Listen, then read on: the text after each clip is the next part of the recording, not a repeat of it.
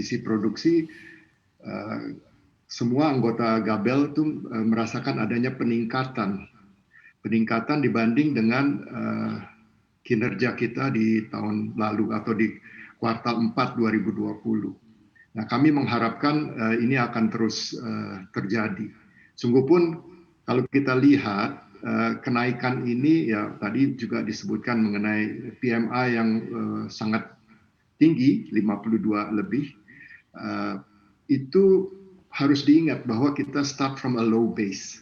Ketika kita melihat ini naiknya 50 sekian persen atau indeksnya itu melonjak tinggi, itu kita memang dasarnya pada low base, jadi ada kenaikan. Tetapi whatever, sangat-sangat positif kinerja industri elektronika. Nah, tadi juga disebutkan beberapa masalah. Masalah yang paling besar saat ini adalah ketersediaan komponen untuk kita melakukan produksi. Karena kita ketahui untuk industri elektronika sebagian besar komponen-komponen inti itu masih diimpor dari luar negeri, khususnya dari China. Ya, seperti misalnya kalau televisi panelnya masih diimpor, IC integrated circuitnya masih diimpor. Juga kawan-kawan saya di industri IT sekarang ini sedang kelangkaan untuk mengimpor laptop misalnya. Nah, ini semua tentunya akan menekan impor. Itulah sebabnya kita melihat data impor itu menurun 6 sekian persen. Ya, jadi secara dibandingkan dengan 2019, kita masih di bawah. Masih kira-kira 70% dari apa yang kita pernah capai di 2019. Jadi dari 2019 ke 2020 kita turun.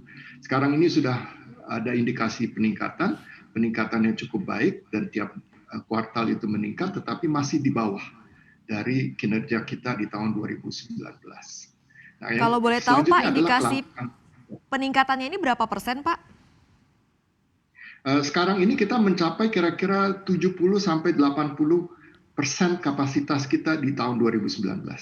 Jadi bandingin 2019 kita masih turun kira-kira 20-30%. Tapi dibandingkan dengan 2020 sudah meningkat. Gitu ya. Nah, yang berikutnya adalah kelangkaan kontainer yang kita hadapi saat ini, dan itu sungguh-sungguh menghambat kinerja ekspor kita. Ya, karena sekarang ini ada dua hal sih yang menyangkut hal ini. Satu, keberadaan kontainernya. Dua, biaya logistik meningkat. Karena kontainer ini langka, ya industri perkapalan, industri logistik memanfaatkan kesempatan ini, ya sengaja atau tidak sengaja, untuk meningkatkan biaya kontainer itu. Jadi logistik untuk ekspor itu meningkat. Nah, ini sangat merugikan kita tentunya.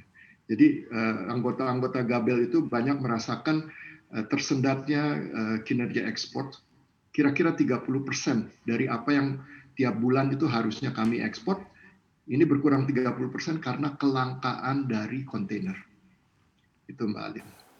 Jangan lupa install aplikasi CNBC Indonesia di App Store maupun di Play Store untuk mendapatkan informasi dan perkembangan terkini dari berita-berita ekonomi dan bisnis.